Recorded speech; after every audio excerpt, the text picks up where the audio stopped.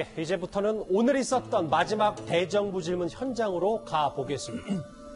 애초에는 이제 박원순 전 시장 의혹 사건이 크게 불거질 줄 알았는데 지난번 김태흠 의원과 난타전을 벌였던 추미애 장관이 오늘은 연단에서 조금 전에 이 인물과 말폭탄을 주고받았습니다.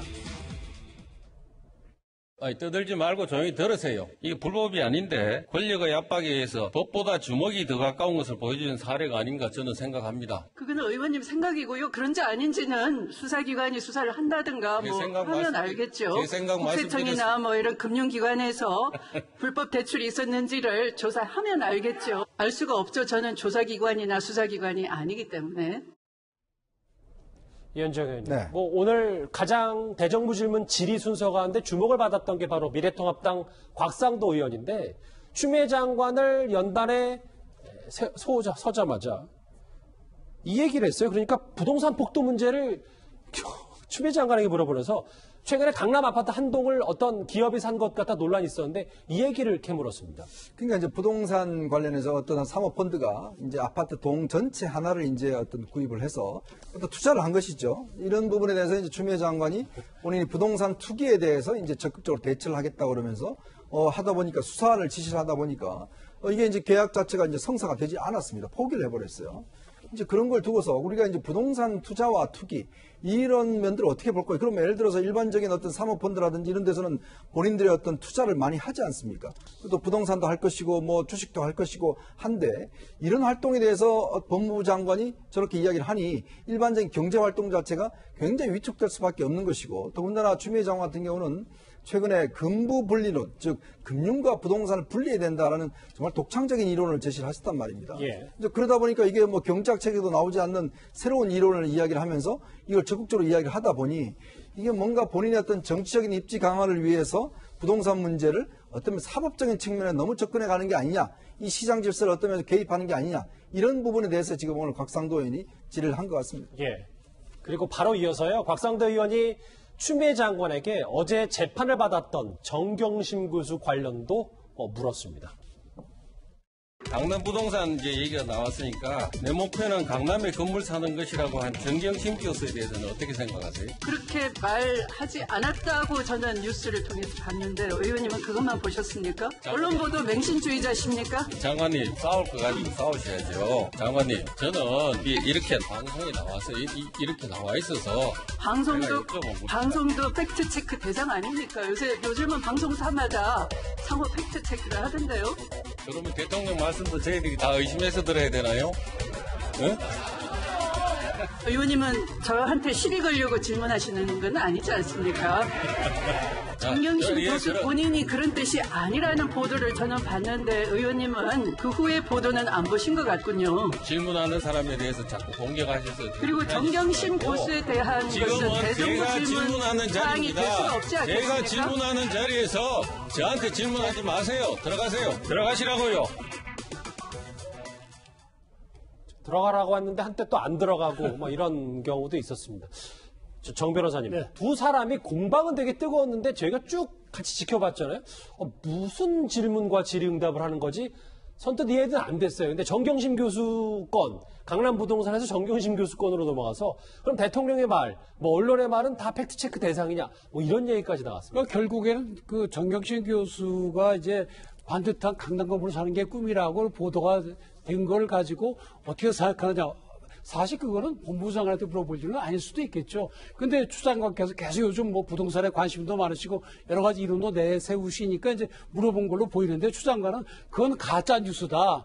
이래고 가짜 뉴스 논박이 됐거든요. 그래서 근데 두 분 다 뭐 서로 그 지지 않으시려고 하는 그런 그 스탠스를 확실히 갖고 계시기 때문에 결국 국민들이 볼 땐 서로 뭐 무슨 얘기했는지 잘 모르겠다. 그렇게 해서 쓸데없이 시간만 날린 것 같습니다. 최 교수님, 그런데 여기서 뭐 내용보다도 어찌 보면 두 사람의 태도에 대해서 좀 묻지 않을 수가 없어서 오늘 김상희 국회 부의장한테도 이제 곽 의원이 추 장관의 답변 태도를 보면서 항의했는데 누가 나쁘고 누가 잘했다 뭐 이렇게 따지기도 좀 어려운 겁니다. 두 분 다 문제라고 저는 생각해요. 정말로. 그러니까 국민들이 볼 때는 정말 논박을 하더라도 예. 설득력 있게 얘기하고 거기에서 답변을 끌어내고 이래야 되는데 서로 감정적인 대립이 되는 거잖아요. 지금 뭐 시청자분들 다 보시면 알겠지만 물론 추미애 장관도 정말 저렇게 감정적으로 하시면 저는 안 된다고 봐요. 그러니까 오늘 그 총리가 얘기했던 것처럼 그렇게 차분차분 얘기하시면 되잖아요. 근데 또 곽상도 어제 총리가 답변하신 것처럼 또 곽상도 의원도 너무 또 나중에 또 업되셔가지고 감정적으로 또 막 또 공격하시고 이런 그러니까 두 분 다 저는 이런 태도로 답변하고 드려야 할 게 아니라 정말 논쟁적으로 차분하면서도 국민이 볼 때 설득 가능한 얘기를 해야지 이렇게 감정적인 얘기만 하다 보면 결국은 알맹이도 없이 그냥 시간만 보내는 게 되잖아요. 대정부 질문이라는 게 국민 앞에 정말 국회의원들은 국민의 입장에 질문하고 또 장관은 답변하고 이런 과정을 통해서 우리가 제대로 일하고 있는지를 확인해야 되는데 이게 논쟁점도 제대로 모르겠고 이런 태도로 답변하는 것도 그렇고 질문하는 것도 그렇고 좀 차분하게 국민들이 볼 때 설득 가능하도록 그런 답변과 그런 질문이 필요한 상황이 아닌가 이런 생각이 듭니다. 직접 보신 것처럼 이제 곽의원과 설전을 마치고 본인 자리로 돌아간 추미애 장관. 그런데 오늘도 사진 한 장이 포착이 됐거든요. 구정처장. 네. 최근에 이제 뭐 윤석열 총장과 윤석열 총장의 부인 관련 기사를 검색하는 혹은 내용을 검색하는 모습도 포착이 됐었는데 오늘은 여기서도 또 윤 총장 관련 의혹을 누군가로부터 받아서 본인이 이 카카오톡 메시지 열어보는 장면까지 포착이 됐는데 이것 또한 뭐 여러 가지 계산된 행동으로 봐야 되는 겁니다. 그러니까 이제 물론 추미애 장관이 현직 지금 이제 국무위원이긴 합니다만 이 그 오선 그 국회의원 출신 아닙니까? 정치인의 말과 행동 그다음에 그 뭐 작은 제스처 하나에도 모든 정치적인 이 함의가 담겨 있다. 이렇게 이제 보는 것이 일반적인데요.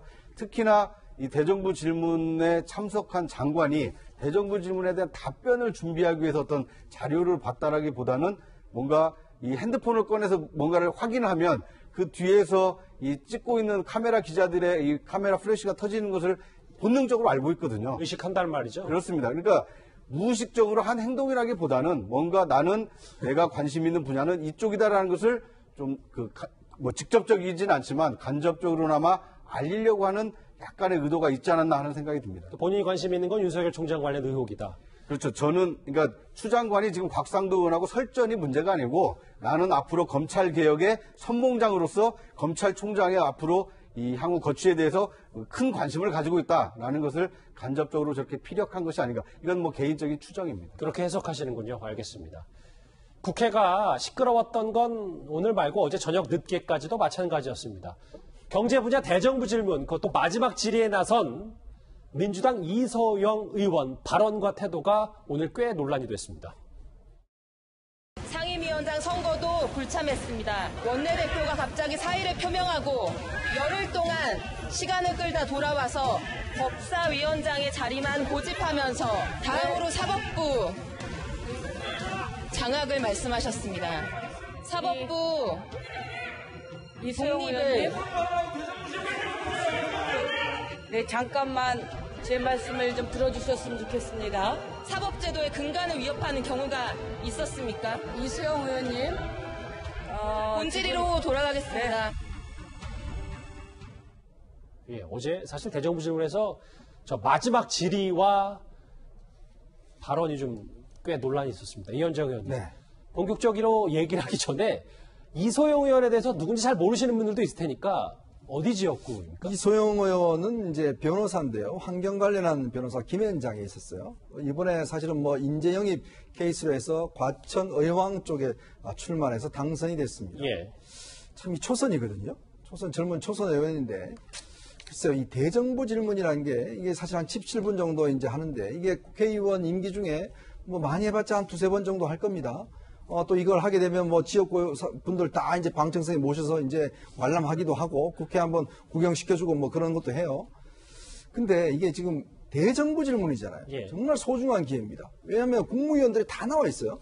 총리와 국무위원 다 나와 있고 정말 아까운 시간입니다. 그때 예를 들어서 정말 준비를 많이 해서 17분 동안 17분이라면요 우리 탑10에서 한 개 아이템, 두 개 아이템 할 정도거든요. 그럼 질의응답 몇 개 못합니다. 뭐 앵커보다 더 잘하시네요. 그러니까 그때에 정말 자기가 묻고 싶은 거, 국민이 궁금해하는 것들을 정말 내가 그 국무위원들을 나오세요, 들어가세요 이렇게도 할 수 있지 않습니까? 그렇게 할 수 있는 소중한 기회인데 17분에서 한 6분 정도를 아니 야당 비난하는 데를 쓰고 있어요.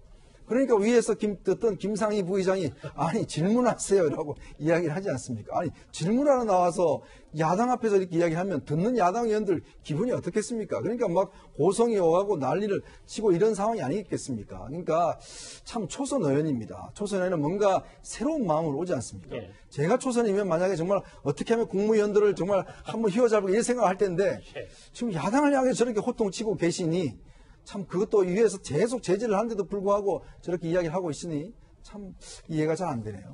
대정부 질문에 물론 뭐 야당에 대한 지적도 뭐 할 수는 있습니다만 그거 너무 많은 시간을 할애했다.